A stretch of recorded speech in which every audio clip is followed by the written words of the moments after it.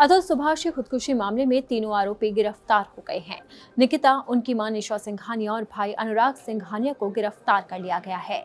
उनके खिलाफ धारा 108(3)(5) BNS में 9 दिसंबर को मराठा हल्ली थाना बेंगलुरु में FIR दर्ज कराई गई थी। BNS की धारा 108 आत्महत्या के लिए उकसाने से संबंधित है। इसके तहत अगर कोई व्यक्ति आत्महत्या करता है और जो कोई ऐसा करने के लिए उकसाता है तो उसे 10 साल तक कारावास की सजा हो सकती है और जुर्माना भी लग सकता है। जानकारों का कहना है कि भविष्य में अगर अतुल मामले में आत्महत्या के आरोपी बेंगलुरु कोर्ट में ट्रायल के बाद दोषी पाए जाते हैं तो उन्हें 10 साल तक कारावास और जुर्माने से दंडित किया जाएगा।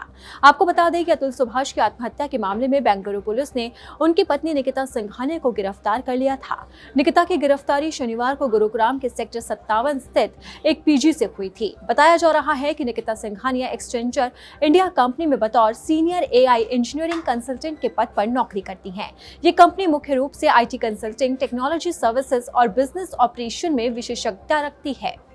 जानकार बताते हैं कि बेंगलुरु पुलिस ने निकिता की मां और भाई की गिरफ्तारी बिल्कुल फिल्मी स्टाइल में की थी। बेंगलुरु पुलिस के 2 जवान एक दिन पहले ही इसी होटल में डॉक्टर और नर्स बनकर ठहरे। रात भर मां बेटे पर नजर रखी गई और सुबह होते ही उन्हें गिरफ्तार कर लिया गया।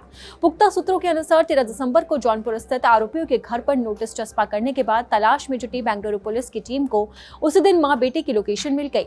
उसके बाद पुलिस ने प्लान बनाकर दोनों को गिरफ्तार कर लिया और फिल्मी अंदाज में गिरफ्तारी की। आपको बता दें कि अतुल ने तलाक, बच्चे की कस्टडी और अपनी पत्नी अलग रह रही निकिता सिंघानिया से 3.5 करोड़ रुपए की मांग को लेकर लंबी कानूनी लड़ाई के बीच में आत्महत्या कर ली थी। बेंगलुरु के एक अपार्टमेंट में उन्होंने अपनी जान दे दी। सॉफ्टवेयर इंजीनियर अतुल सुभाष की आत्महत्या के बाद सामने आए सुसाइड नोट में उन्होंने अपने बेटे व्योम के लिए एक उपहार छोड़े जाने की बात लिखी थी। पत्र में लिखा था कि बेटे, मैं तुम्हारे लिए एक उपहार छोड़ रहा हूँ, लेकिन उसे 2038 में खोलना। उन्होंने लिखा था कि मैं तुम्हारे बारे में कुछ महसूस नहीं करता, सिवाय कभी कभी हल्के दर्द के। अब सिर्फ तुम एक औजार की तरह लगते हो जिसका इस्तेमाल करके मुझसे और अधिक उगाही की जाएगी। अतुल ने बेटे के प्रति अपनी संवेदनाएं जाहिर करते हुए लिखा था कि मुझे उम्मीद है कि एक दिन वो इसे समझने के लिए पर्याप्त समझदार बनेगा और अपनी मां का सच पहचानेगा। अतुल सुभाष के भाई की तहरीर पर जौनपुर में रहने वाले ससुराल वालों पर FIR दर्ज भी कर ली गई थी।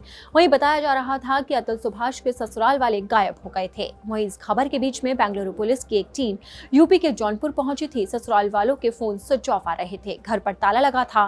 पड़ोसी के अनुसार पुलिस ने तलाशी अभियान शुरू किया था और घर के प्रवेश द्वार पर एक नोटिस भी चिपकाया था जिसमें निवासियों से जांच अधिकारी के सामने पेश होने के लिए कहा गया था।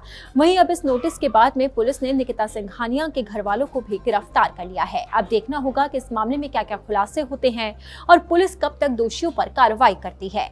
अगर आपको हमारा ये वीडियो पसंद आया तो इसे लाइक और शेयर जरूर करें। अगर अब तक आपने दैनिक जागरण को सब्सक्राइब नहीं किया है तो लेटेस्ट खबरों को जानने के लिए आप दैनिक जागरण को जरूर सब्सक्राइब करें।